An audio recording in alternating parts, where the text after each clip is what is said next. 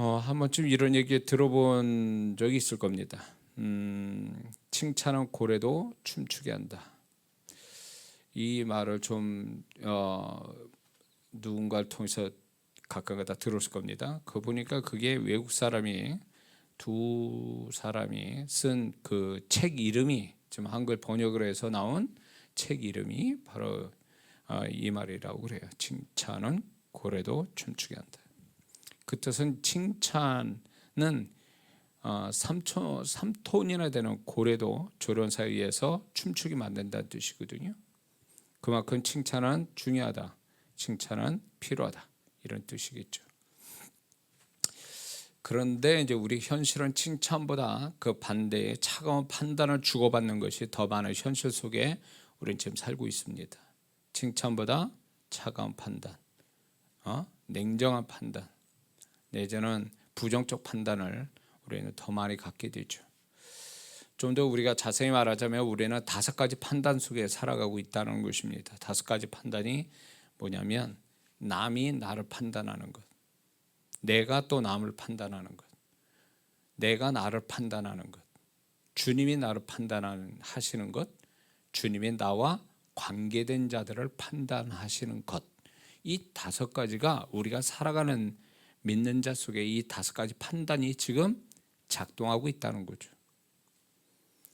그래서 믿는 자는 이 5가지의 지금 벌어지고 있는 이 판단에 대해서 올바른 분별력 가지고 신앙생활도 잘해야 되고 세상살이도 잘 해야만 합니다. 사실은 이 5가지 판단을 분별하지 못하고 알지도 못하고 분별하지 못해서 많은 그리스도인들이 잘못 살아가고 있고 또 주님 앞에 잘못된 신앙을 가지게 되고 하나님 뜻도 아니게 인생이 불행한 쪽으로 흘러가고 손해보는 인생으로 많이 흘러가고 있다는 것입니다. 이 부분에 대해서 바울은 오늘 이 본문을 통해서 단호하게 우리가 어떻게 이 5가지 판단에 대해서 어떻게 해야 되는지에 대해서 바울을 통해서 주님의 음성을 오늘 듣고자 하는 것입니다. 판단한다는 말은 이런 뜻이거든요. 원래 전후 사정을 종합하여 자기의 생각을 마음으로 정하다, 이게 판단하다는 뜻이거든요. 근데 그것은 우리가 이제 국어 사전의 의미지만 실제 사용이 있어서 우리가 실제적으로 세상 살면서 쓰는 이 단어 판단하다는 이 동사의 판단하다는 것은 다분히 부정적 의미에서 많이 쓰여지거든요. 안 좋게 생각한다, 안 좋게 말을 한다, 생각해서 말을 한다, 그런 뜻으로 사용하고 있습니다. 그래서 이런 부분에 대해서 믿는 자는 과연 어떻게 해야 되는가, 이 5가지 판단을 우리가 성경적으로 주님의 관점에서 우리는 어떻게 분별하고 어떻게 하는 것이 정말 올바른 판단을 하는 건가, 올바른 분별력을 갖는 건가, 이 판단에 대해서 이걸 좀 우리가 좀 생각해 보려고 하는 것입니다. 먼저 남이 나를 판단하는 것에 대해서 우리는 어떻게 생각해야 되는가. 오늘날 세대는 SNS를 포함해서 정보 매체가 발달됐기 때문에 남의 거의 모든 것을 쉽게 들여다볼 수 있는 그런 세대가 됐습니다. 그리고 많은 사람들이 소위 말해서 나중에 또 얘기하겠지만은 자기의 모든 진짜 쓰잘데없는 것 그저 자랑거리 삼기에서 오픈하고 남들이 보기를 바라고, 그렇기 때문에 그런 정보 매체 여러 가지 정보 기술로 인해서 다른 사람의 아주 자줄구라고 보고 싶지 않은 것까지 다 들여다볼 수 있는 그런 어떤 정보 기술이 발달돼서 우리는 쉽게 남을 들여다보죠. 남을 쉽게 들여다본다는 것은 결국 남을 쉽게 판단하고 또 정죄하고 또 여러 형태의 폭력을 가하는 그런 모습들을 우리 현실 속에서 보고 있습니다. 그거로 인해서 이제 자기가 원하든 원치 않든 자기가 오픈돼서 다른 사람의 판단을 받는 것에 대해서 강한 어떤 멘탈이 있지 않으면 그것 때문에 마음이 약한 사람, 또 다른 사람의 어떤 태도나 말에 아주 민감한 사람, 부정적 성향이 강한 사람, 억울함을 가지는 사람들이 이제 보통 그거 남의 판단에 의해서 비극적인 어떤 결론을 내는 것을 우리는 또 보게 되죠. 그래서 우리 믿는 자들은 이런 분위기 속에서 세상을 살아가고 있고 신앙을 살아가기 때문에 믿는 자라고 비껴갈 수는 없고 세상 사람 속에서 살다 보니까 우리도 쉽게 다른 사람의 판단을 쉽게 받는다는 거죠. 직장 생활부터 시작해서 아마 심지어는 교회 안에서 같은 성도된 관계 속에서도 이런 판단받는 일 때문에 마음고생하고 상처도 쉽게 받게 되죠. 이제 이 설교를 준비하면서 사실 저도 한번 생각해 봤을 때 저는 지금까지 목회 사역, 성령 사역, 부흥 사역을 하면서 사역 자체는 저는 사역 자체가 힘들어요. 사실 육체적으로나 정신적으로나 영적으로 굉장히 강단에 서서 뭘 주님의 통로자가 되는 것은 엄청난 힘든 일이거든요. 그런데 그거보다 더 힘든 게 뭐였냐면 지금까지 제가 목회를 30년 넘게 하고 부흥사역을 20년 넘게 이렇게 하면서 제일 힘든 게 사람으로 인한 마음고생이거든요. 그래서 저도 나이가 이만큼 되고 이제 세상 살 만큼 살고 또 이렇게 되니까 제 바람이 앞으로 우리 교회가 더 나아지고 또 이렇게 교회가 좀 더 좋아지고 이렇게 되고 이제 제가 없어도 교회가 잘 되어가는 상태가 되면 좀 제가 사람 관계를 좀 줄이려고 합니다. 그래서 좀 더 그 주님과 더 많은 소통을 가지고 영적 사역만 하는 진짜 사도들이 일곱 집사를 세우고 자신들을 기도와 말씀 전하는 것에 전념하는 이것이 사도로서 이제 그런 이제 사도로서 고백 아닙니까? 저도 그러고 싶은 거예요. 예. 그래서 정말 어떤 때는 기도하고 말씀을 이렇게 준비하면서 말씀으로 채워가고 깨달아가고 주님과 소통하고 이게 사역하는 것보다 더 재밌고 더 저한테는 행복을 주거든요. 이제 사역을 해야 되니까 설교도 해야 되고 성도들 영적으로 도와줘야 되고 상담도 이런 것 때문에 사실은 이것도 하나님의 귀한 사역인데 이런 거보다는 저 개인적으로 그런 제가 주님과 또 영적으로 만족을 채워지고 이런 어떤 영적인 어떤 좋은 어떤 나 자신한테 채우는 것이 가장 행복하고 제일 나 자신을 축복하는 거기 때문에 저는 이렇게 되고 싶은 거예요. 제가 가면 갈수록. 그러니까 다른 분들은 모르겠어요. 더 많은 사역하고 사이즈 큰 거 많이 이렇게 하고 싶어 하는 분들도 있겠지만 저는 가면 갈수록 그게 줄었으면 좋겠다. 그래서 내 영혼으로 돌아보고 내 영혼이 주님으로 충만하고 그래서 내가 그런 가운데 영혼들을 영적인 사역 속에 만나줘서 영혼들을 마음껏 축복할 수 있는 그런 어떤 그런 상태가 됐으면 좋겠다라는 게 제 바람입니다. 주님이 어떻게 하실지 모르겠지만 근데 이제 저도 목회를 지금까지 하면서 수많은 영혼들을 만나고 이러면서 사역보다 더 힘든 게 사람이더라고요. 사람 관계에서 이제 이렇게 같이 맞춰가고 그 오해 풀고 또 이렇게 또 상처받는 거 치유받고 이런 어떤 과정들이 사람으로 인한 것이 많이 힘들더라고요. 또 그렇다고 사람을 안 만날 수는 없고. 근데 믿는 자들도 그럴 거예요. 예. 근데 이제 어쩔 수 없는 거죠. 자연인처럼 산속에 들어가서 살 수도 없는 거고.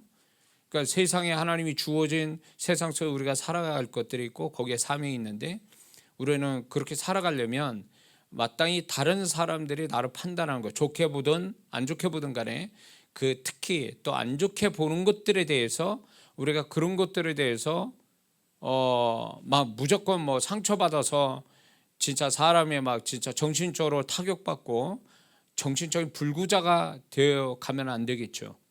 그런 데서 극복하고 그럼에도 불구하고 그 속에서 빛과 소금이 되어야 될 우리는 명분이 있는 사람들이기 때문에 그렇게 살아야 되는데 오늘날 제가 이렇게 목회자의 눈으로 볼 때 성도분들이 교회에서는 잘하는 성도도 있어요. 근데 교회에서도 잘 못하면서 또 교회 밖하면 더 못하는 분들이 있어요. 그게 이제 사람 관계의 문제에 있어서 이런 성도분들을 보면 좀 안타까운 게 뭐냐면 그런 어떤 사람 관계의 대인 관계의 장애를 갖는 분들 보면 되게 마음에 상처가 있고 사람과의 어떤 이렇게 좋은 관계를 가져가는 데 있어서 뭐 상처를 많이 받았다든가 이런 것들 때문에 위축되고 거리감을 두고 그래서 대인 관계에 장애를 갖게 되는 이런 경우를 볼 때마다 같이 살아가는 저도 한 사람으로서 마음이 안타깝죠. 그러나 분명한 것은 우리가 그런 거를 반드시 극복하고 가야 된다는 것이 그게 주님의 뜻이고 그렇게 해서 하나님의 뜻이 사람 속에서 나를 통하여 사람들 속에서 하나님 뜻을 이루시게 하는 것이 하나님 뜻이기 때문에 우리가 뚝 떨어져 나와가지고 산속의 도사처럼 그렇게 살아서는 안 되는 거거든요.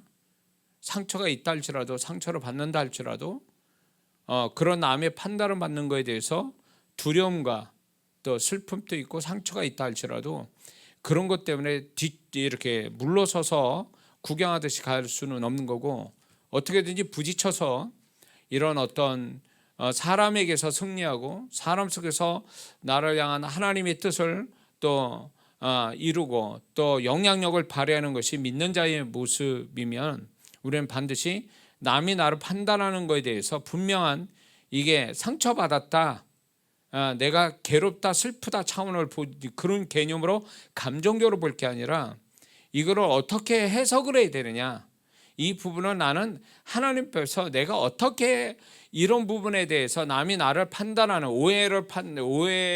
오해에서 판단하든 악의적으로 판단하든 간에 이런 것들에 대해서 우리는 어떻게 생각하고 어떤 태도로 가져야 되는가, 이거를 분명히 주님의 어떤 말씀 속에서 또 개인적으로 주님을 통해서 배우는 이게 반드시 필요하다고 저는 믿습니다.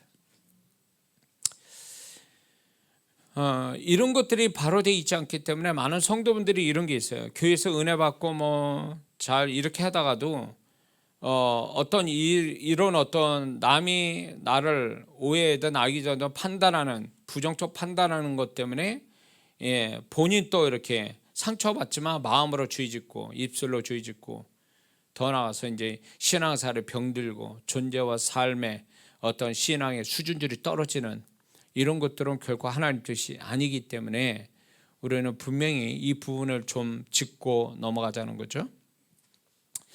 바울은 지금 이 본문을 쓰게 된 배경들 또 앞으로 바울의 생애를 앞에 시간들까지 다 종합해서 이렇게 보면은 바울은 정말 목숨 걸고 복음을 전해서 전도를 했단 말이에요. 그래서 많은 교회를 세웠단 말이에요. 근데 그 속에서 그 사람들 속에서 자신이 복음으로 낳은 성도들 또 그 교회에서 오해도 받게 되고 또 빌립보서 같은 데는 시기와 질투로 받습니다. 또 사도 바울이 나중에 와서는 사도 바울에 대한 사도권에 대해서 들고 일어나거든요. 사도권을 네가 사도냐, 언제 예수 받냐, 네가 무슨 사도냐, 이런 식으로 이제 사도권에 대해서 이렇게 저항하는 이런 세력들이 또 나타나기도 하고요. 바울의 가르침에 대해서 무지하거나 오해하거나 아니면 이거에 대해서 이단 교사들이 들어와서 이거를 또 바울의 가르침을 반대로 얘기하는, 그때 당시 이단성 있는 자들이 교회 안에 또 들어왔고 후메나 알렉산더 같이 성경에 기록돼서 디모데서에도 나오죠. 아예 노골적으로 아주 사도 바울을 아주 이를 악물고 아주 악하게 대하는 자들도 있었어요.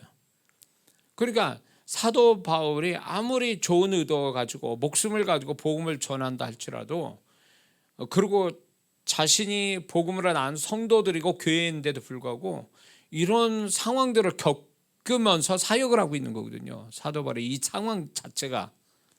그런 속에서 지금 바울이 지금 이 얘기하고 있는 거예요. 판단에 대해서, 여러 종류의 판단에 대해서 이게 어떻게 해야 되는가를 사도 바울은 얘기하고 있는데, 이게 이제 오늘 우리가 가져야 될 사도 바울의 신앙을 가지라고 주님께서 이 말씀을 기록하여 우리에게 지금까지 들려주신 줄 믿습니다. 자, 한마디로 말해서 이제 바울은 남이 나를 어떤 식이든 판단하는 것에 대해서, 부정적 판단에 대해서 이렇게 한마디로 딱 잘라 얘기하죠. 그거는 내게는 매우 작은 일이다. 이렇게 여기죠. 내게는 매우 작은 일로 여긴다, 이런 거거든요. 근데 그게 여긴다라는 것이 실제로 작은 일이기 때문에 그렇게 얘기하는 게 아니에요. 작은 일로 그냥 그렇게 나는 생각하기로 작정했다, 이런 뜻이거든요. 그러니까 우리는 정말 그 멘탈이 강하다 그러죠, 세상 말로.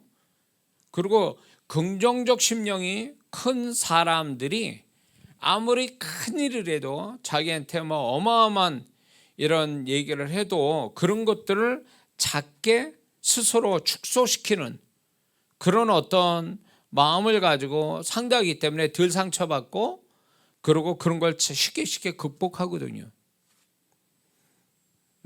그렇기 때문에 이 사도 바울도 그렇게 생각한 거예요. 그냥 큰 일이거든요, 사실. 사도 바울이 복음을 전하면서 고린도 후서 11장 23절에서 27절로만 다양한 그 고난을 얘기하거든요.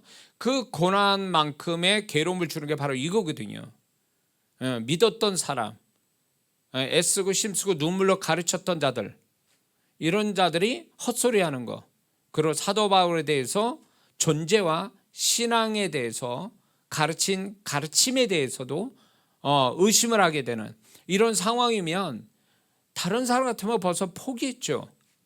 고난이 외부적으로 오는 고난이 다양한 데다가 정말 목숨 걸고 하는 그 사역 속에 그 사역의 대상자들이 지금 이런 식으로 눈물로 가르치고 기도로 눈물로 가르친 이들이 이런 식으로 나오는 것에 대해서 정말 다른 사람 같으면 진짜 화병으로 죽을 판인 거죠. 근데 사도 바울은 이 부분에 대해서 사도 바울은 끝내는, 저는 디모데 후서 4장 7절에 마지막 순교 직전에 쓴 서신서잖아요, 디모데 후서가. 그럴 때 나의 달려갈 길 다 가고 선할 사람 다 싸우고 믿음을 지켰다.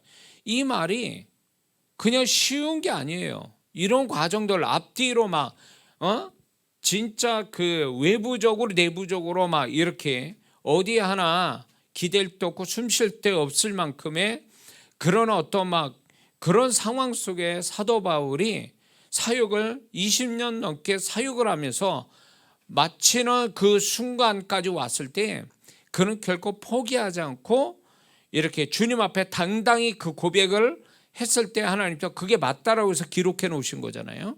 그런 걸 볼 때 사도 바울이 이렇게 살아올 수 있었던 이렇게 살아올 수 있었던 것은 누가 외부적인 서포터가 있었기 때문에, 어떤 외부적인 어떤 큰 도움이 있었기 때문이 아니라는 거예요.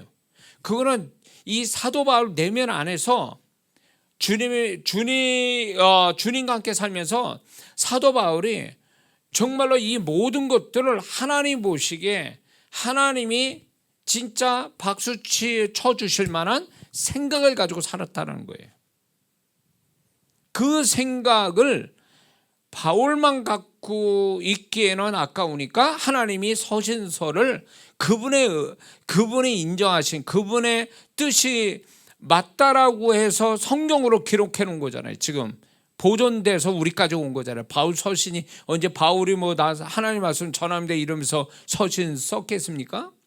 그러나 바울 서신이 깨달아진 것들을 기록해 놓은 것을 하나님이 맞다, 그래, 네가 그렇게 생각에 맞는 거야. 그리고 네만 생각이라 네 앞으로 이 서신서를 보는 자마다 이런 내가 너를 통한 그 깨달음을 또 가졌으면 좋겠다라고 해서 지금 성경으로 우리에게 기록해서 들려주시는 거잖아요. 그러니까 이렇게 바울처럼 생각하는 게 마땅하다. 그래서 그 첫 번째가 남이 나를 어떻게 판단하든 그거를 매우 작은 일이라 작은 것이라 여겨야 된다, 이렇게 얘기하고 있는 거죠. 근데 이 부분에서 제가 이제 이거에 비추어서 제가 살아가는 삶에 있어서 한 가지 이거에 제가 적용하는 제 삶의 어떤 원리 같은 게 하나가 있는데, 제 삶에 특히 어려움을 겪을 때 저는 큰 문제일수록 작게 생각하려고 의도적으로 작게 생각하려고 하는 내 나름대로의 노력이 있어요. 다른 사람들 보통 이런 사람 있죠. 그 사람의 문제가 50이에요. 근데 이 사람이 심령이 약하고 부정적이라 이걸 100으로 200으로 뻥튀기 해주고 더 힘들어하는 사람이 있는가 하면 이게 100인데 문제의 영양값이 100인데 50으로 30으로 20으로 줄여서 생각하는 사람이 있거든요. 그건 그 사람의 어떤 생각 차이거든요. 그럴 때 이제 누가 그러면 문제를 쉽게 풀 수 있느냐라고 할 때 후자죠. 문제를 아무리 그게 사이즈가 커도 내가 스스로 작게 여겨져서 단순하게 쉽게 아주 그 감당할 수 있는 거. 그래야 이제 문제가 풀리는 거니까. 응? 그래서 저는 이제 큰 문제일수록 작게 생각하고 단순하게 생각하는 것이 제 안에 살아가는 어떤 제 삶의 어떤 원리처럼 작용하고 있는 거죠. 그리고 지금까지 그렇게 살아왔고 그게 맞다라고 저는 또 제 삶의 결과를 보고 그렇게 생각하거든요. 여기서 바울이 매우 작은 일로 여긴다라는 뜻은 이런 뜻이에요. 다 아는 것처럼 대수롭지 않게 여긴다. 별거 아닌 것처럼 여긴다. 아무것도 아니다. 의미가 없다라는 뜻으로 얘기하는 거예요. 이게 바울의. 그러니까 오늘날 많은 그 젊은 친구들이 이렇게 오늘날 우리 한국이 OECD의 그 나라 중에 자살률 1위라고 그러죠. 불명예스러운. 그 원인이 정말 그렇게 할 만한 비극적인 상황이냐면 그건 또 아니거든요. 그러면 왜 그렇게 자기 스스로 생명을 끊을 만큼의 비극적인 문제도 아닌데 왜 그렇게 하느냐 할 때 결국은 그런 문제, 자기가 그 오해를 받던 악의적으로 뭐 남한테 판단을 받는 거에 대해서 이런 것들을 본래 가지고 있는 그 문제값보다 더 크게 생각해서 결론을 그런 식으로 내기 때문에 그렇다는 거죠. 응? 그거를 대수롭게 생각하고 작은 일이다 생각하면 다 감당이 될 수 있는 부분인데도 그렇게 반대로 생각했기 때문에 스스로 비극을 불러들이는 거죠. 응? 가룟 유다 같은 경우로 보면 베드로하고 가룟 유다가 주님 앞에 노골적으로 범죄했죠. 죄를 범했어요. 근데 사실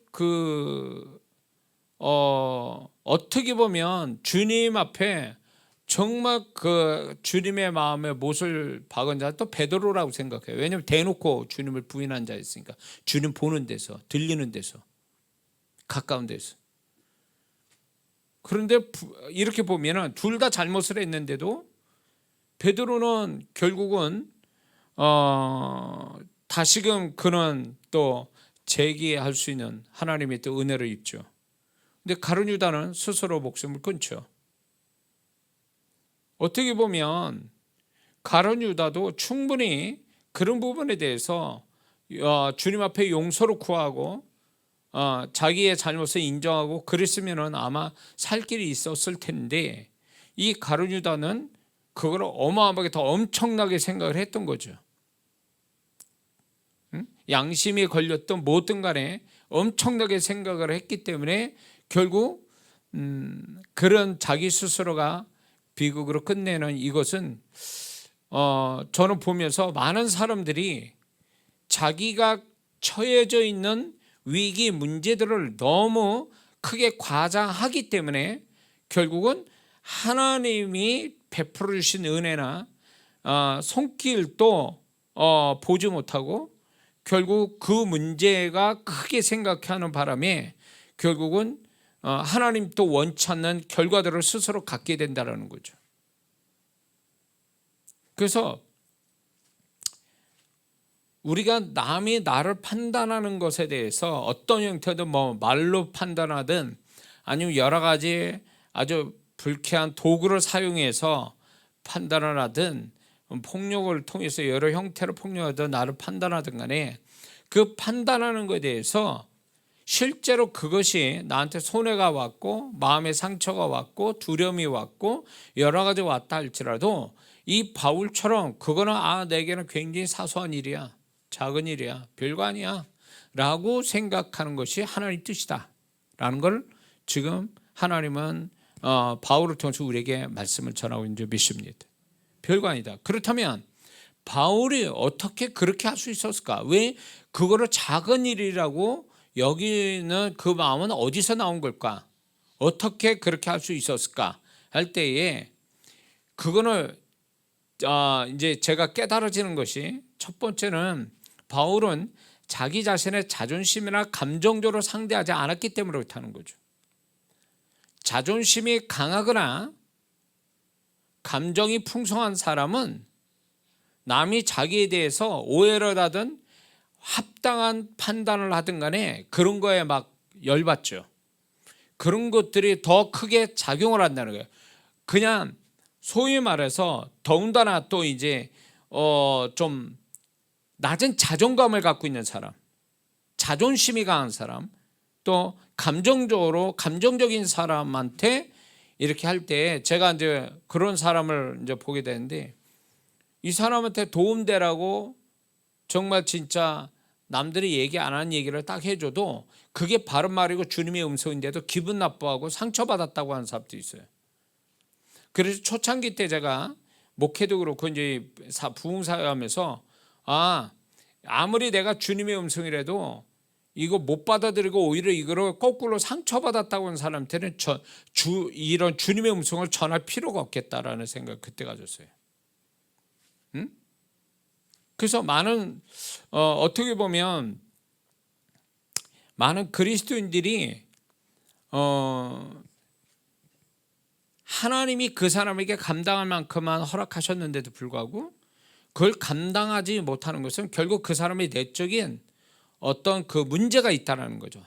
어떤 쓰잘데없는 자존심, 내지는 낮은 자존감, 내지는 아주 부정적 성향, 내지는 감정적인 사람, 이런 사람들은 그게 자기가 스스로 난 감당 못해, 죽을 것 같아, 이런 식으로 하니까 결국은 자기가 더 사건을 크게 벌리는, 상처에 더 상처를 내는 이런 식이 돼버린다는 거죠.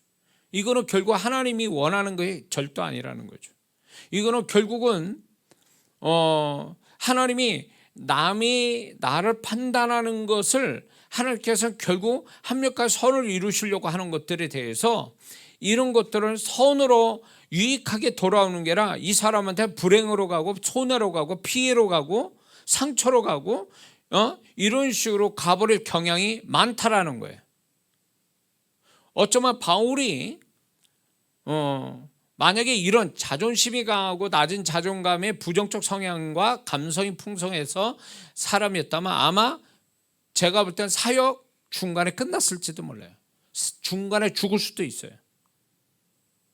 제가 아는 어느 목사님이 정말 너무 안타까운 얘기, 제가 너무 슬프고 그 목사님의 여동생 되신 분이 사모님이에요. 제가 이제 잘 아는 분인데 그 사모님이 막 진짜 너무 우울한 마음으로 저한테 전화를 몇 번 한 적도 있는데 그게 뭐냐면 그 목사님이 교회 건축을 정말 역사가 있는 교회니까 교회 건축을 잘해서 정말 교회를 부흥시키자는 마음으로 목사님이 정말 그 목회에 마지막 힘을 다해서 정말 건축을 정말 힘을 다해서 건축을 했단 말이에요. 근데 그게 어떤 이유든 간에 그 목사님이 건축을 힘있게 하고 진이 빠진 상태에서 건축을 잘했는데 결국은 그 교회 안에 성도에 의해서 그 목사님이 쫓겨나갔어요. 어떤 이유든 간에.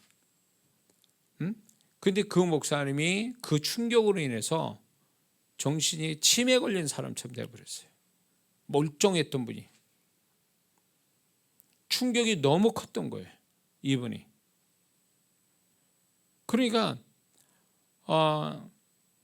그 목사님이 그 부분에 대해서 정말 그래 하나님 뜻인 거다 이루고 쉽게 넘어가셨으면 그래도 지금까지 목회를 잘하셨을 텐데 이 목사님한테 충격이었던 거죠. 그러니까 너무 그것이 너무 크다 보니까 정신까지 놔버린 상태가 돼버린 그런 어떤 이야기를 제가 들을 때 너무 마음이 아팠어요. 슬프고.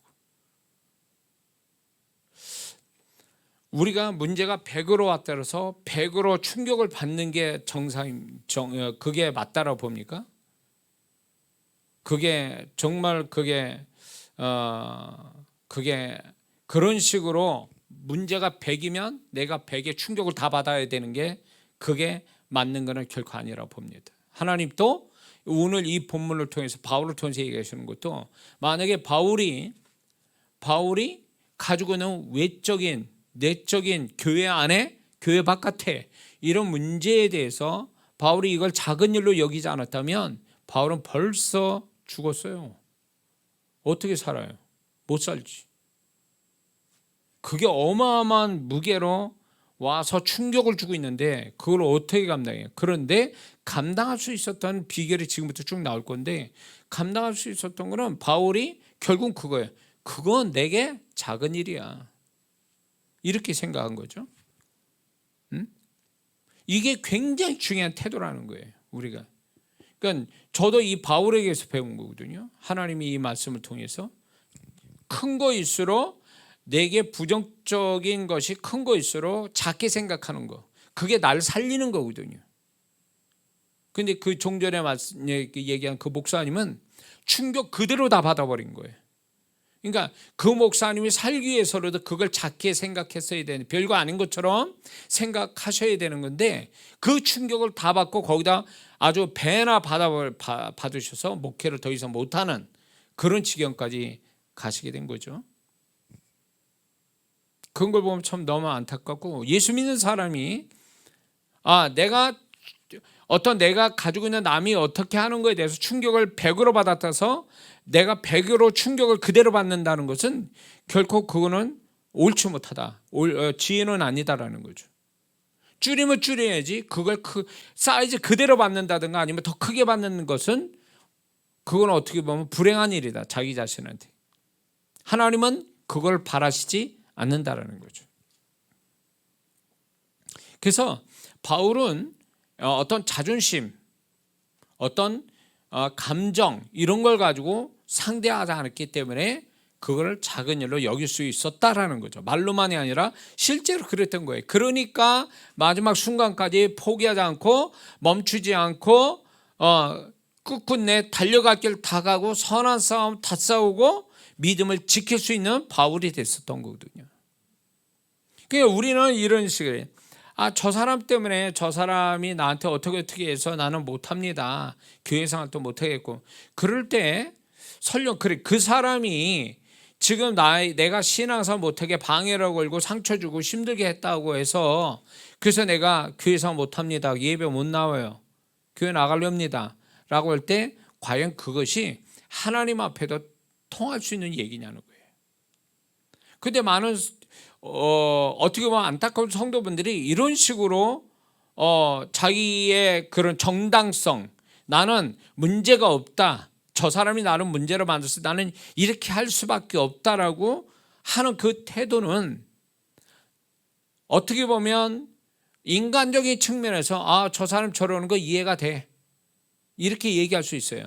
저 사람 저렇게 하는 거 충분히 이해되고 그래 안타까워 라고 할 수 있어요. 그러나 하나님이 보실 땐 너 쓸데없는 짓 하는 거다. 넌 사단에 밥 되려고 작정을 했구나. 이렇게 냉정하게 얘기하시거든요. 그렇게 한다고 해서 그 사람 때문에 내가 충격받고 상처받아서 내가 어떤 신앙의 수준이 떨어지고 존재의 수준이 떨어지는 것에 대해서 그걸 합리화시켜서는 안 된다는 거예요. 하나님이 그걸 인정 안 해주신다는 거예요. 그거를 네가 책임지라는 거예요. 네 수준이 떨어진 것, 그 사람 너를 그렇게 만든 그 사람은 그 사람대로 내가 처리할 거니까 그 사람의 문제가 아니라 넌 그걸로 인해서 네 떨어진 존재와 신앙, 삶의 질에 대해서 그거에 대해서 너는 네가 책임을 지고 너는 그거에 대해서 내 앞에서 너는 그 대가를 치러야 된다. 이렇게 얘기하시는 거예요. 근데 많은 그리스도인들은 그게 하나님 앞에서 통할 거라고 생각하는 거죠.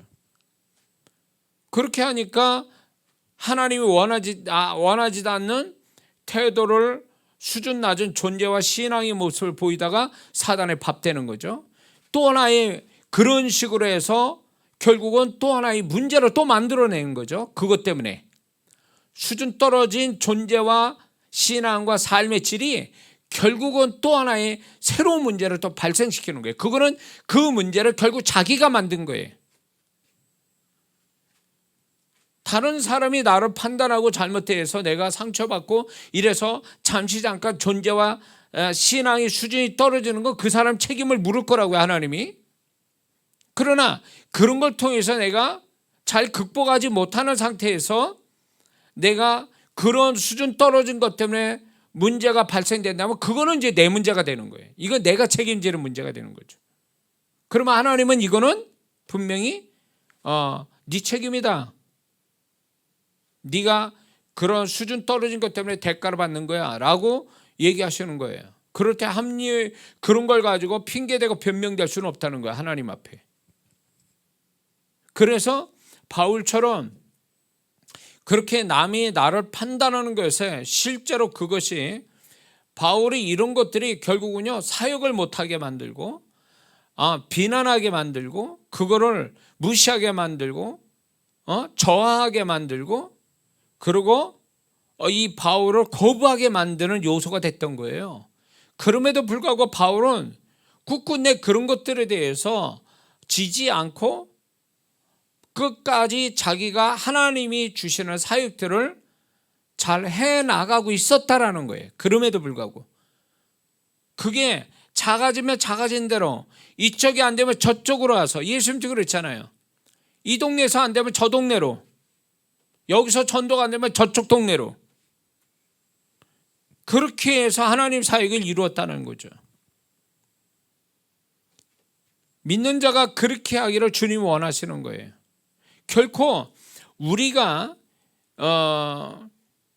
탓을, 물론 그 사람이 잘못해서 상대방이 남이 잘못해서 내가 문제가 되어지는 것에 대해서 언제까지 그 사람 책임으로 돌리고 나는 그 사람 때문에 내가 상처받고 문제가 있는 것들을 손해보는 것을 끌어안고 언제까지 그걸 울고 먹을 수는 없다라는 거예요.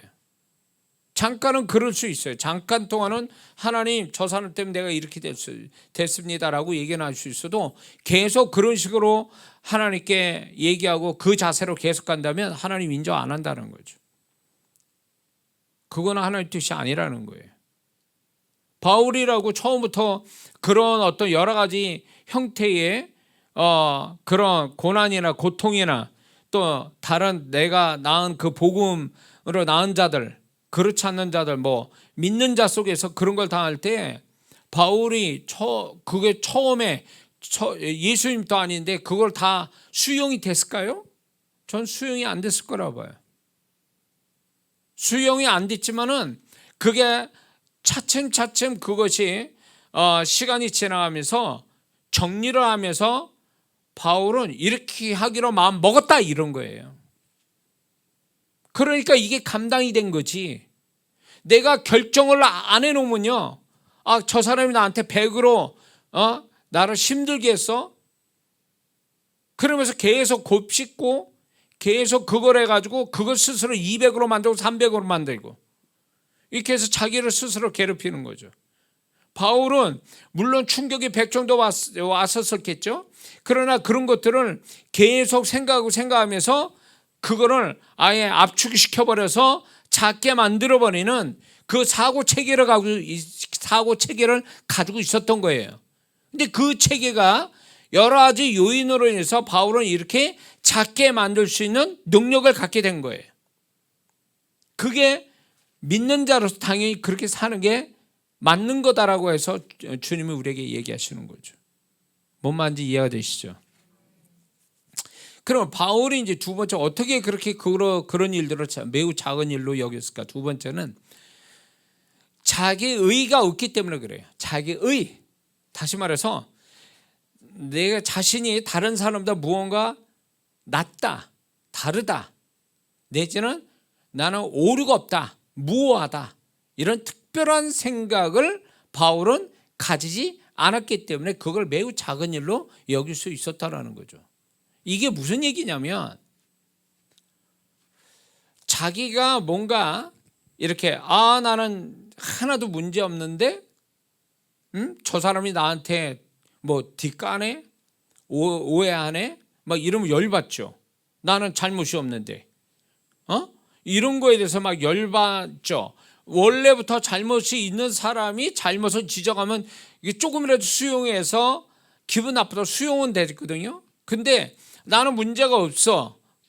나는 내가 봐도 나는 나 당신보다 나라고 이런 생각이 늘 있는 사람이 지적받거나 막 판단받거나 비난받으면 못 견디는 거거든요. 근데 바울은 그런 마음이 없었다는 거죠. 그러니까 그게 수용이 될 수 있었던 거예요. 첫째. 그래서 이 자존심 강한 사람뿐만 아니라 자기 의로 충만한 사람들, 자기는 의롭다. 나는 당신보다 난 나은 사람이야. 여러 측면에서 낫고 나는 잘못이 없어 라고 생각하는 이 사람들이 오히려 충격을 크게 받는 거거든요. 그러니까 수용을 못해. 그런 사람들이 더 수용을 못하니까 이제 이걸 더 크게 생각해가지고 오히려 큰 사건을 만드는 거죠. 근데 바울은 아예 그런 생각을 안 가지니까 수용할 능력이 생긴 거예요. 이거 다 받아줄 수 있는. 이게 중요하다는 거죠. 믿는 자들이. 저도 왜 이 얘기하냐면요. 목사로서 제가 개척을 하고 목회를 할 때 나는 아무것도 없이 이제 개척을 해서 오직 주님만 믿고 의지해서 개척을 시작해가지고 나름대로 굉장히 열심히 했단 말이에요. 그러니까 지금 돌이켜보면 그때 내 의가 충만했던 때예요. 나는 성도들한테도 성도들을 위해서 나는 지금 살고 있다. 열심히 병날 정도로 잠 못 자고 뭐 설교 한 편을 위해서 7시간 앉아서 설교 준비를 하고 성도들을 위해서 기도 빡세게 하고 난 목사로서 할 일을 다 하고 있다. 이런 식이었거든요. 근데 그건 사실이었어요. 그러니까 내 나름대로 나는 내가 의의가 있다. 성도들에 대해서 나는 목사로 최선을 다하고 있는 나만의 의의가 있다라는 거죠. 하나님께도 내놓을 수 있는, 성도들한테도 내놓을 수 있는 의의가 있다라는 거예요. 그런 속에 살았던 내가 그 생각을 가지고 있었던 거예요. 근데 이제 그런 가운데 성도분들이 오해를 하면서 한두 마디 전혀 근거 없거나 아니면 오해해서 나를 판단하는 이 얘기를 딱 듣는 순간에 확 화가 나는 거죠. 응? 내가 언제 그랬냐? 내가 언제? 그래도 나는 적어도 성도들을 위해서 나는 애쓰고 힘써왔다고 난 그랬는데 여지껏 기도해주고 신방해주고 말씀 주고 나 잠 못 자가면서 애써가면서 한 거에 대해서 이런 건 생각 안 하고 그런 몇 가지 가지고 별것도 아닌 거 가지고 그렇게 얘기한다고? 막 이러니까 막 못 견디겠는 거. 목회로 그냥 당장 때려치고 싶고 막 이런 마음 막 드는 거죠. 근데 가만히 생각해 보니까 내가 만약에 낮아진 마음, 내가 나는 정말 우리 성도들만큼 저 성도들과 같이 보잘것없는 사람, 그러면서 겸손한 마음으로 주님 앞에 나도 한 죄인으로서의 어떤 살아가는 사람이다, 은혜가 필요한 사람이다, 이런 마음이었다면 우리 성도들의 이야기도, 그 불편한 이야기도, 오해받는 이야기도 그냥 그래 저 성도가 잘 모르니까 그래 그 얘기 속에 나도 문제가 있을 수 있어, 찾아봐야지 이러고 딱 수용이 될 텐데 이게 안 되는 거예요. 그런 마음이 아니었거든. 왜냐하면 나는 나 자신으로서 그때 최선을 다하고 있다는 의의가 있기 때문에 이게 수용을 못하는 거예요. 바리새인 서기관들이 왜 예수님 말씀을 못 알아들을까요? 왜 안 받아들일까요? 자기네들은 잘하고 있거든 지금. 그러니까 예수님의 그 말씀이 하나 자기들한테 와닿지 않는 거예요. 그리고 오히려 불쾌한 거예요. 그런 거 불쾌감이 결국 예수님이 죽여야 되겠다는 데까지 간 거예요. 자기들의 의의를 건들고 있으니까. 그리고 불편하게 만들고 자기들을 죄인으로 만드니까 이 바리새인 서기관 종교 지도자들을 못 견뎌하는 거예요. 수용을 못하는 거예요. 분명히 예수님 말씀은 정확한 건데, 분명한 건데, 그런 면에서 보면 내가 신종 종교 지도자, 예수님 당시 종교 지도자가 돼서 내 의로 충만해가지고 이게 내 의에 대해서 칭찬을 못해만정 나를 오해하고 판단한다고 이런 것 때문에 내가 그런 것들을 내 의 때문에 작은 일로 여기지를 못하는 거예요. 작은 일로 별거 아닌 것처럼 생각하지를 못하고 엄청난 사건처럼 생각하고 끙끙하는 거예요. 일주일 내내 그냥 막 마음이 지옥으로 사는 거죠. 지나고 보니까 그 성도의, 물론 오해하는 그 성도도 문제지만 그걸 수용하지 못하고 끙끙 앓고 있었던 나는 더 문제인 거예요. 그게 왜 그럴까? 근원을 찾아가니까 내 의로 충만한 사람이었기 때문에 못 받아들이는 거죠. 그러니까 오늘날 자기의 의가 충만한 사람들은요, 칭찬을 들어도 맞다, 난 들을 말이야 이렇게 생각하거나, 간혹가다 그 사람을 위해서 좋은 충고를 해도 이 사람은 건방지게 나한테 충고한다고 그게 상처로 또 오는 거예요. 그러니까 이런 사람은 모든 걸 부정적인 것을 이렇게 작게 여기는 능력이 없는 거예요. 더 크게 확장을 시켜도 더 작게는 못 만들어요. 왜? 자기 스스로가 그렇게 그거를 바울처럼 매우 작은 일로 여길 만한 시스템이 안 돼 있는 거예요.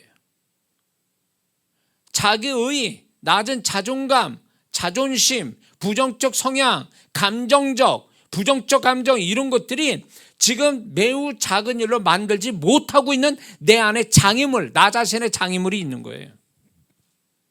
그러니까 그것들이 결국은 더 증폭은 증폭시켰지 이걸 작은 일로 만들지 못하니까 이 사람은 자기 스스로가 지옥을 만드는 거지. 마음으로 범죄로 만드는 거죠. 그러니까 하나님이 원하지도 않는 내면을 가지고 있는 거예요. 내면이 그 정도인데 내면값이 그러면 존재값이 그거거든요. 그러니 하나님의 은혜나 축복이 따라가겠습니까? 그 존재값만큼만 은혜가 있고 존재값이 또 떨어지면 은혜도 사라지게 돼 있는데,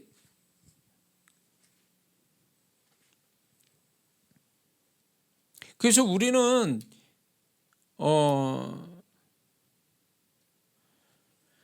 어떤 남이 나를 판단하는 거에 대해서, 부정적 판단을 하는 거에 대해서 정말 이걸 작은 일로 볼 수 있는 사람까지 가는 사람이냐, 아니면 이걸 증폭시켜서 더 사이즈를 크게 만드느냐, 그거는 내 안에 어떤 시스템을 가지고 있냐, 내 안의 상태가 어떠하냐, 이런 것들을 만드는 인자가 있냐 없냐, 이거에 따라 달라진다는 거죠. 그러니까 손양원 목사님 같은 경우 그 자기를 죽인 아들을 양자로 삼아서 어떻게 그럴 수 있어요? 그 이분은 뭐냐 말이에요, 이게. 완전히 이걸 작은 일로 보는 게 아니라 굉장히 선한 일로 더 보신 거예요, 이런 분들은요.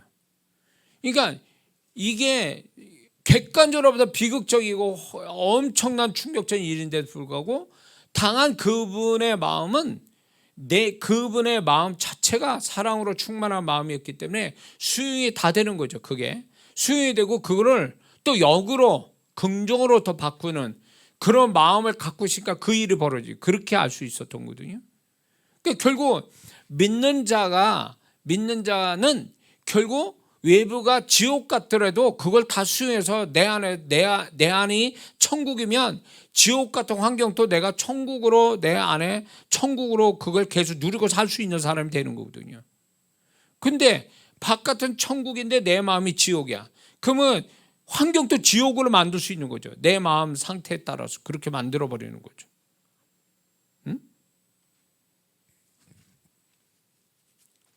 그래서 이게 매우 작은 일이냐 아니면 큰 사이즈의 문제냐의 어떤 결정적 역할을 하는 건 내 마음의 상태인 거지, 그 자체는 아니라는 거예요.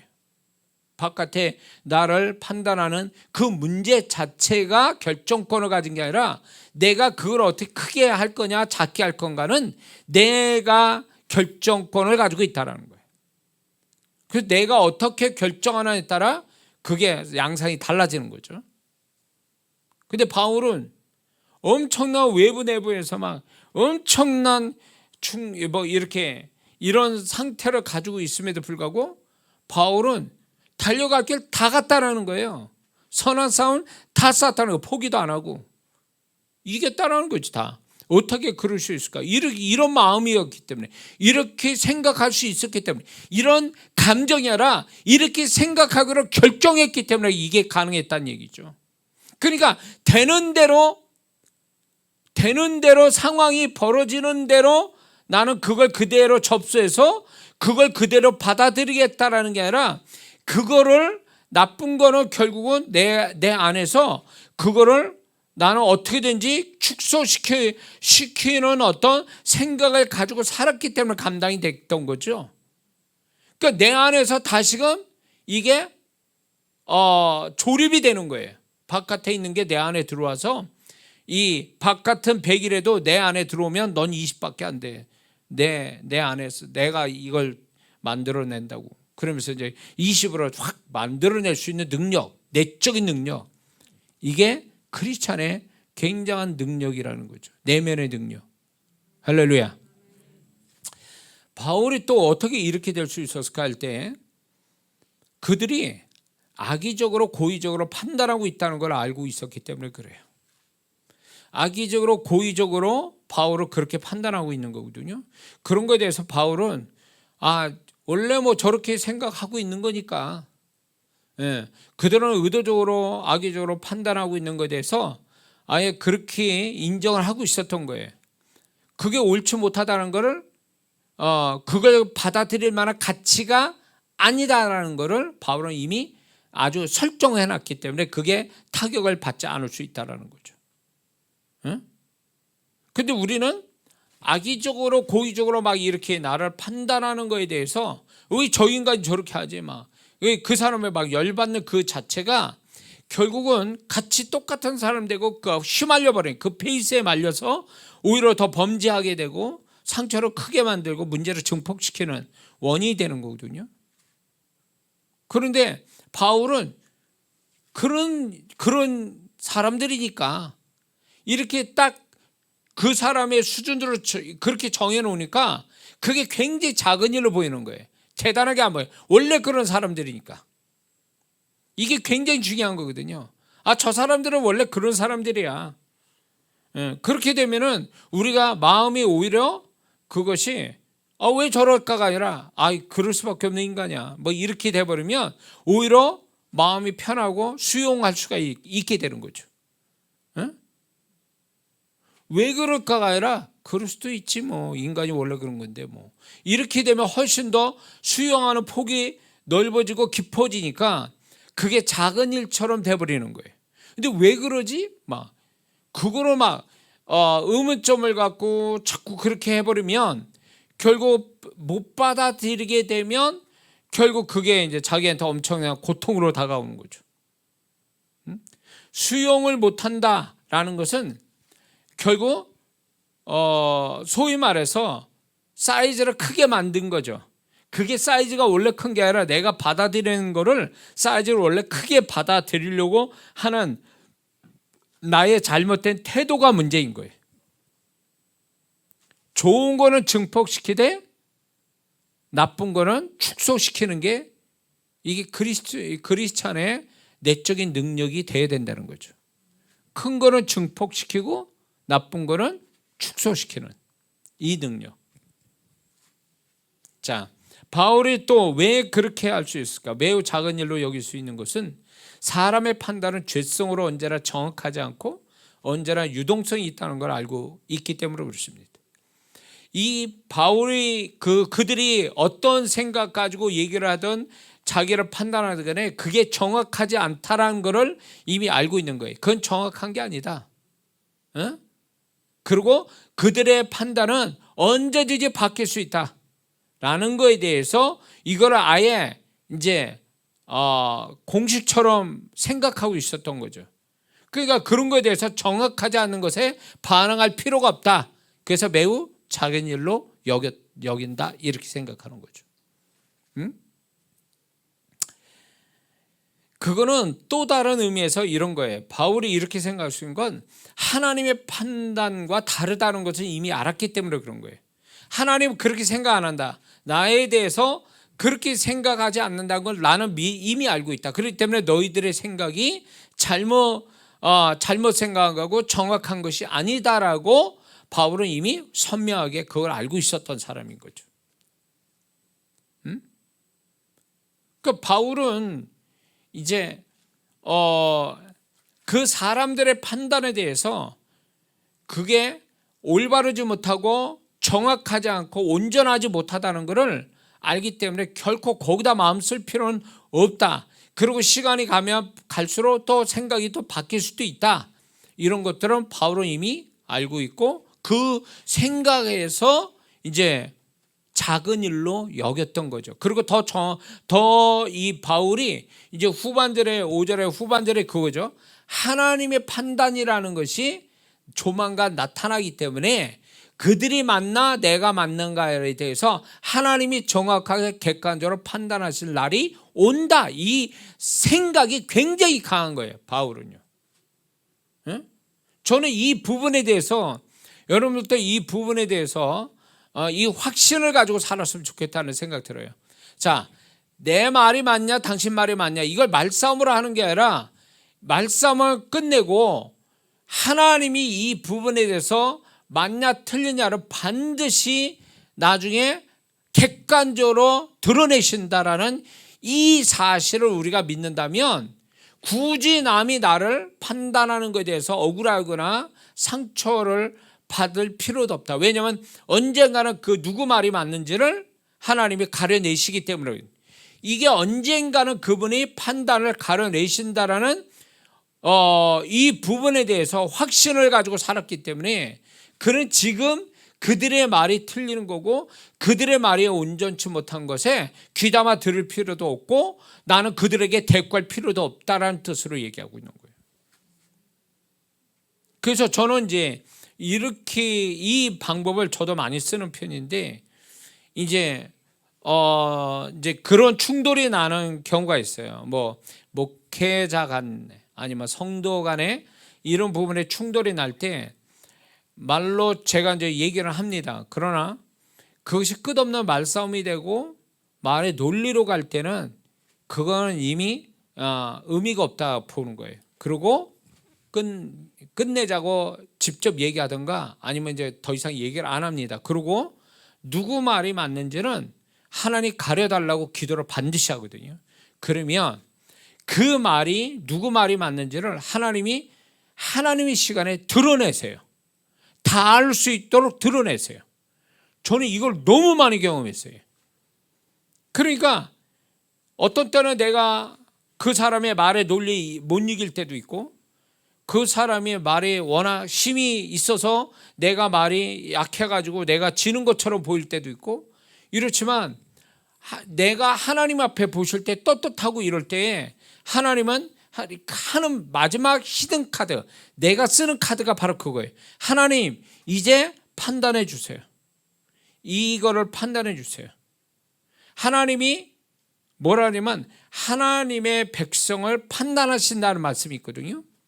하나님이 자기 백성을 판단하신다.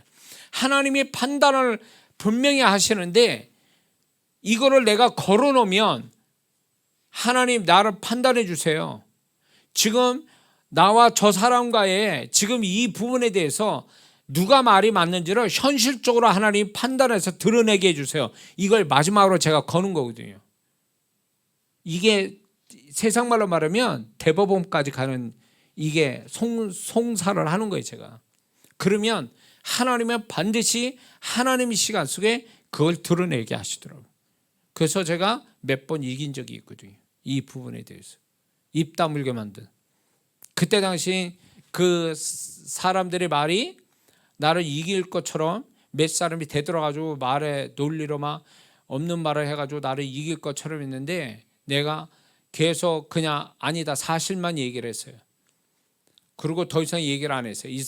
더 이상 이 사람들을 얘기해봐야 얘기를 내 말을 믿지도 않고 어떻게 이제 걸고 넘어와서 나를 어떻게 이제 손해보게 하려고 작정을 했구나. 그럴 때 이제 하나님 앞에 제가 마지막 이거를 거는 거죠. 판단해달라. 2년 만에 그 판단이 현실적으로 다 알 수 있게 드러내시거든요. 하나님이. 그들이 지금 내 얼굴을 못 보죠. 못 보죠.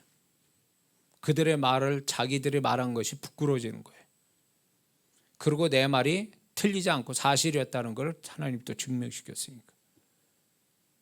저는 그래서 여러분들도 저는 이거를 여러분에게 권면하고 싶어요. 말의 논리나 말의 힘으로 못 이길 것 같으면, 그리고 그것이 하나님 앞에 내가 맞는 거고 그게 정확하다면 이렇게 걸어 놓으세요. 하나님 판단해 주세요. 다 알 수 있게 하나님 이 시간에 판단해서 드러내게 해주세요. 그래서 저들을 부끄럽게 하시고 잘못을 알게 해주시고, 그리고 주님이 영광 받으시라고 이거를 걸어 놓으면 반드시 하십니다. 그분은요. 그 사람과 관련된 이거를 하나님이 그 사람도 알고 주변도 알게 딱 드러내게 하신다는 거예요. 저는 이 사건이 몇 건이 있어요. 큰 게. 그러니까 하나님은 이런 부분을 이제 그런 걸 가르치시는 것 같아요. 그래서 여러분들도 바울도 이런 것을 알고 있었기 때문에 별거 아니야. 그런 거 작은 일이다. 그들의 마음의 동기를 보거나 그들의 말의 어떤 논리를 보거나 이 모든 것들이 정확하지도 않고 하나님이 다르게 생각하고 있다는 거, 그리고 언제나 그게 하나님이 정확하게 심판하신다, 판단하신다란 말을 다른 측면에 하나님의 시각에서 말할 때는 심판이라는 단어를 쓰는 거예요. 하나님 심판하신다. 이거를 바울은 이미 알고 있었던 거거든요. 그러니까 그거를 작은 일로 본 거예요. 작은 일로. 응?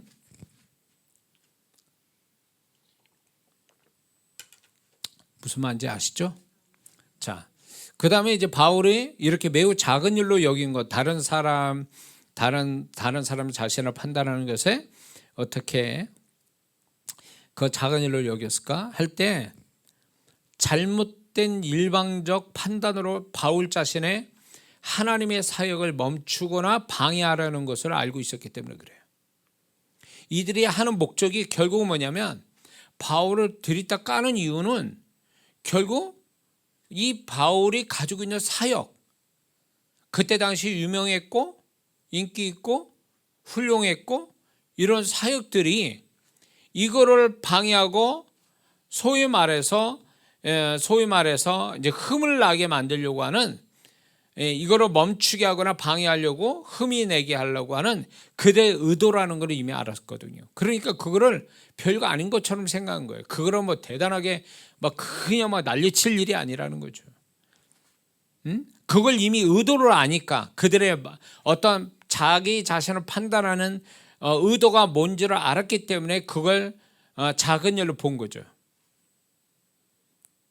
더 나아가서 바울이 이렇게 할 수 있었던 것은 사단의 역사로 인해서 영적 공격이라는 걸 생각했기 때문에 그래요. 이게 사단의 역사다. 그래서 자신을 영적 공격하는 것이다 라고 생각했기 때문에 이게 별거 아닌 거다, 작은 일이다, 이렇게 생각한 거예요. 그러니까 바울이 있어서는 이게 영적인 공격으로 영적 해석을 했기 때문에 바울은 그런 것들을 그렇게 인간적으로 세상적으로 이렇게 크게 생각할 필요가 없었다라는 거예요. 이게 또 하나의, 그래 또 시작하는구나, 이제 이런 식의 어떤 영적인 어떤 공격에 대해서 늘 받아왔던 사람이니까 그 부분이 또 영적인 공격이라는 거에 대해서 그걸 아주 작은 일로 여기게 할 만큼의 그렇게 돼버린 거예요. 그게 하도 그런 것도 다 하다 보니까 바울도 결국 그게 별거 아니구나 이렇게 생각하는 거죠, 영적으로. 그리고 바울이 왜 이렇게 매우 작은 일로 여겼을까? 이게 아주 핵심적인 건데 고린도전서 2장 16절에 주님의 마음이 그 안에 있었기 때문에 그래요. 우리가 그리스도의 마음을 가졌느니라. 바울은 바울의 자신의 마음 가지고 대응한 게 아니라 그 안에 주님의 마음이 작동하고 있었기 때문에 그게 작은 일처럼 보였던 거예요. 그래서 우리가 이런 게 있죠.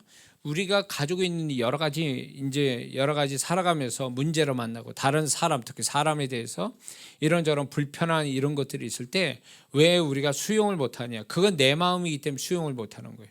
주님의 마음이면 수용이 될 텐데 주님의 마음이 없기 때문에 수용이 안 되는 거예요. 그래서 우리는 이렇게 생각해야 돼요. 그거를 좁은 내 마음 가지고 본질상 죄성인 내 마음을 가지고 이렇게 내 마음 가지고 그걸 수용하려고 애쓸 필요가 없다는 거예요. 자, 내 마음으로 수용하려고 하는 사람이 이게 내 마음이냐 아니냐, 이게 어떻게 하냐면 자, 이 사람을 내가 사랑해야지. 근데 그 사람이 안 보일 땐 사랑하는 것 같아. 근데 그 사람 눈만 보이면 이게 화가 나. 이거는 자기 마음이 작동돼서 그런 거지 주님의 마음이 작동된 게 아니에요. 주님의 마음이 작동되면 그 사람이 여전히 미운 짓하고 그래도 주님의 마음으로 이게 덮여지면, 내 마음이 덮여지면 그 사람이 더 이상 화가 나지 않고 불쌍히 여기는 마음, 그런 마음이 생긴다면 그건 내 마음이 아니라 주님의 마음이 작용하고 있기 때문에 그 사람이 그런 모습도 이제 별거 아닌 것처럼 보여지는 거죠.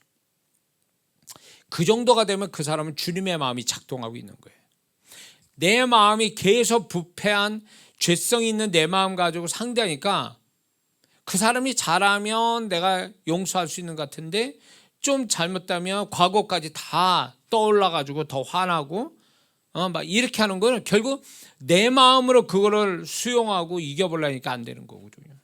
근데 바울은 이 어마어마한 외부 내부의 이런 것들도 다 그게 매우 작은 일로 여겨질 수 있었던 거는 주님의 마음으로 덮고 살았기 때문에 그런 거예요. 주님의 마음으로. 응?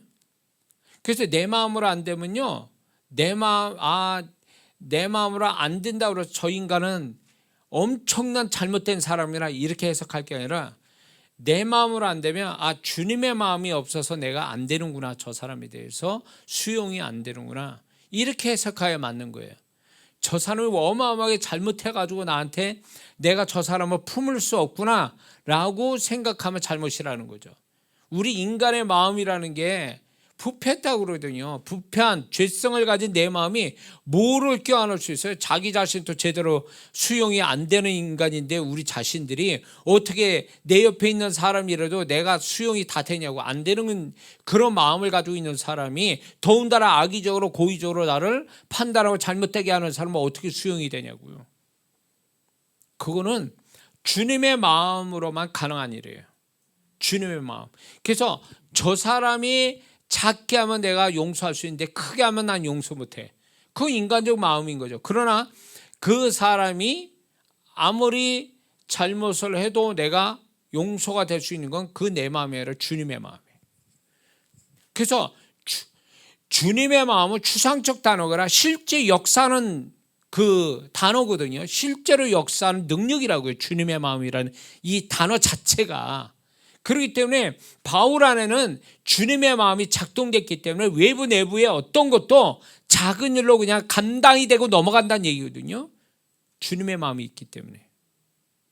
자, 그리고 한 가지 더 중요한 거는 바울이 이렇게 매우 작은 일로 여길 수 있었던 거는 주님은 내 편이라는 확신이 있었기 때문에 그런 거예요. 다윗도 이 고백을 하죠. 시편 118편 6절에 7절에 여호와는 내 편이시라 내가 두려움이 없나니 사람이 내게 어찌할꼬 여호와께서 내 편이 되사 나를 돕는 자 중에 계시니 그러므로 나를 미워하는 자에게 보응하시는 것을 내가 보리로다. 다윗도 이 고백을 했단 말이에요. 그러니까 이 바울은 억울한 일 당하고 막 진짜 아니게라 막 화병으로 돌아갈 판인데 근데 바울이 이걸 다 감당해 주셨다는 건 주님은 항상 내 편이 되셔서 나와 함께 하신다는 것을 바울은 알고 있었던 거죠. 그러니까 그게 굉장히 작은 일을 보는 거예요. 주님을 크게 보니까 내가 당하는 모든 것들이 작게 보이는 거예요. 주님을 크게 보면 내가 당하는 모든 것들이 작게 보인다, 그 얘기예요. 예수님이 함께 하신 아버지가 크고 십자가에서 그 하나님 아버지가 크게 보이니까 나머지 건 다 십자가의 고통과 부끄러움도 개의치 아니하셨다 그랬거든요. 그래서 우리가 매우 작은 일로 여길 수 있는 것은, 그래봤자 니들 아무리 그래도 주님은 내 편이야, 내 편이 되셔서 나와 함께 하셔, 그러니까 그건 아무것도 아니야. 이 확신이 있으면 정말 우리는 이기는 자가 될 수 있고, 그게 틀리지 않았다는 거 그분이 증명시켜 주시거든요. 여호수아와 갈렙이 그랬던 사람이잖아요. 그 하나님의 자기 편이라고 그렇게 고백되어지니까 정말 여호수아 갈렙은 돌에 맞아 줄 뻔했잖아요. 그러나 하나님이 지키시고 그들의 가나안 땅 들어가는 정말로 축복받은 자가 되잖아요. 그래서 바울은 이렇게 이런 여러 가지 9가지의 어떤 자기 내면 안에 이것이 있었기 때문에 실제로 정말 엄청난 일들을 계속 연속적으로 다양하게 오는 그 고통과 또 사람으로 인한 또 배신당하는 일에 대해서 그는 거기에 넘어지지 않고 끝까지 그걸 매우 작은 일로 여겨서 아무것도 아닌 채 할 일을 꿋꿋하게 앞으로 자기가 해야 될 일을 다 감당할 수 있었다라는 거예요. 이게 우리한테는 굉장히 중요한 겁니다. 많은 사람들이 이제 다른 사람에 의해서 말이든 어떤 행동에 의해서 이렇게 여러 가지로 고통받고 힘들어할 때에 잠깐 우리가 위축되고 분노하고 열등감 갖고 마음의 상처를 갖고 사람에 대한 두려움 이런 걸 갖게 되고 또 잘하던 것도 멈추고 잠깐은 그럴 수 있어요. 그럴 수 있거든요. 근데 그게 계속되면은 그건 결코 하나님 뜻은 아니라는 거죠. 그렇게 계속 가는 것은 결국 자기 자신을 이런 걸 수용하고 이길 만한 시스템이 안 됐다라는 거예요. 자기가 이런 모든 것들을 이길 만한 내적으로 뭔가 바울같이 이런 것들이 장착되지 않았다는 걸 얘기하는 거거든요. 그러니까 저도 이 세월을 살면서 처음에 그런 게 없다가 살아가면서 하나하나씩 장착이 된 거예요. 이런 것들이. 그러니까 세월이 가면서 처음에는 그냥 내 마음 가지고 그냥 부딪혀가고 감당 못하면 쓰러지고 그러면서 뭘 바랬냐면 내 주변에 조용히 좀 있었으면 좋겠다. 주변 환경이 조용했으면 좋겠다. 사고 안 치고 사고 안 나고 조용히 했으면 좋겠다. 하나님 내 환경을 조용하게 해주세요. 이게 제 기도였어요. 근데 그 기도가 나중에 알고 보니까 잘못된 기도인 거예요. 그런다고 하나님이 내 환경을 조용히 시켜주시나? 고요하게 해주시나? 평안하게 해주시나? 그건 아니었거든. 그러면 하나님 내가 기도한 건 뭡니까? 근데 그분이 깨닫게 하시는 게 뭐냐면 그거였어요. 야, 주변이 시끄러워도 네가 감당할 수 있는 내적인 능력과 이 시스템만 돼 있다면, 뭔가 장착이 제대로 돼 있으면 아무리 주변이 지옥이어도 넌 다 감당할 수 있어. 그거를 갖고 있어야지. 근데 나는 그때는 못 깨달은 거예요. 내적으로 내가 이런 걸 갖는 게 이게 능력이게 축복이었는데 난 이걸 구한 게 아니에요. 이거를 가지려고 애쓰고 바울처럼 생각한 게 아니라 나를 괴롭히는 환경만 조용히 있게 해주세요. 제발 좀. 나 좀 살게 해주세요. 좀. 지금 또 힘들어 죽겠는데. 여기저기에서 문제가 뻥뻥 터져가지고 난 괴로운데 하나님 그것만이라도 잠잠해서 나를 좀 평안하게 살게 해주세요. 이러거든요. 근데 그게 수준 낮은 잘못된 기도는 아닌데 수준 낮은 기도였다라는 거예요. 그거는 물론 기도할 수 있지만 하나님이 그렇게 그런 기도에 응답을 안 하면 기도로 바꿔야지. 목요일날 얘기했죠. 지난주 기도 제목을 바꿔야지. 기도 내용을. 내 안에 하나님 이런 우장창창 깨지는 막 지옥 같은 내 환경이라도 하나님 내가 이걸 다 감당하고 바울처럼 매우 작은 일이라 하찮게 여겨 훅 지나갈 수 있는 그런 마음의 내적인 걸 장착하게 하옵소서. 그러면 끝나는 거예요. 우리의 마음이 하나님 이겨먹는 마음이에요, 사실은. 그러지 말고 뭐 환경 같은 거 못 이기겠냐고. 하나님 이겨먹는다는 마음이 뭐예요? 예수 안 믿습니다? 그러면 안 믿잖아요. 하나님 구원을 못 주시잖아요. 그러니까 하나님을 못 이기는 유일한 대상이 인간의 마음이라는 거예요. 그러니 우리의 마음이 얼마나 대단한 거예요. 근데 우리가 하나님 또 어떻게 할 수 없는 우리의 마음의 이 능력을 왜 내 주변에, 내 삶의 주변에 일어나는 것조차 그거를 수용 못하는 마음, 이렇게 마음의 능력이 그렇게 없는 자로 살아가느냐, 그거예요. 이미 하나님께 이길 수 있는 마음의 능력을 하나님이 이미 우리 안에 주셨고, 우리 안에 주님이 계시고 말씀이 있고 은혜가 있고 임재가 있는데 왜 우리는 내 주변을 이겨먹을 수 있는 마음의 장착이 안 돼 있느냐, 그거지. 바울처럼 이렇게 살 수 있는 능력이 우리에게 있는 줄 믿습니다. 이렇게 살 수 있는 능력이 있는데 매우 작은 일이라 지옥 같은, 바울은 사역 때문에 사는 거지 객관적으로 딱 보면 지옥 같은 삶이에요. 응? 어디 하나 마음 둘 때 가족이 있어요, 뭐 그렇다고 뭐 있어. 그런데도 불구하고 바울은 달려갈 길 다 갔다 그랬잖아요. 선한 싸움 다 싸웠다 했잖아요. 이게 어디서 나온 거예요? 그게 외부 환경이 뭐 도움이 있어서 온 거예요? 아니요. 내적으로 이미 이런 걸 다 이길 수 있는 것이 내적으로 장착되어 있기 때문에 그런 거예요. 그런 것들을 하나하나 내가 가지고 가는, 내 안에 이걸 만들어 가는 거예요. 그러니까 저도 이 나이 되니까 이제 그런 것들이 하나하나 장착이 돼서 여기 와서 이제 이쯤 되니까 이런 것들에 대해서 과거보다 훨씬 더 지혜롭게 그런 것들을 처리할 수 있는 내적인 능력이 생긴 거거든요. 그러니까 바울의 이 말이 이해가 돼요, 저는. 그러니까 여러분들도 주님이 야, 환경을 조용히 해달라고, 좋은 환경 달라고 기도하지 말고 네 마음이 이 어떤 환경에서 다 뭐 환경이든 사람이든 어떤 일이든 간에 그 안 좋은 것들 다 내가 수용하고 그런 거 아무것도 아닌 것처럼 지나가고 해야 될 일 다 하고 이렇게 할 수 있는 내적인 능력을 갖게 해달라고 기도해라. 그게 뭔지를 장착해달라고, 그게 뭔지 알려주시고 그걸 장착하게 해달라고 기도해라. 이런 게 주님이 우리에게 말씀하는 거 아니냐 말이에요. 믿습니까? 그러니까 환경이 막 힘들고 어렵고 우장창창 깨지니까 마음도 약해져가지고 거기에 내 자신을 위축하고 초라하게 생각하고 막 이런 것들 때문에 살맛 안 나고, 그래가지고 환경에 막 그냥 짓눌려 살고 이런 것들이 과연 하나님 뜻이냐? 아니라는 거예요. 하나님 뜻이 아니라는 거예요.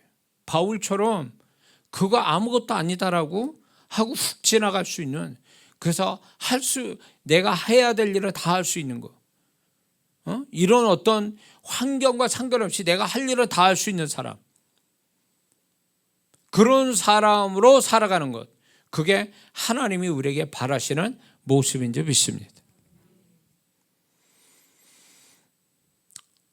자, 그래서 우리는 환경, 사람, 거기에 어디에도 매이지 않는 것, 매이지 않고 사는 것.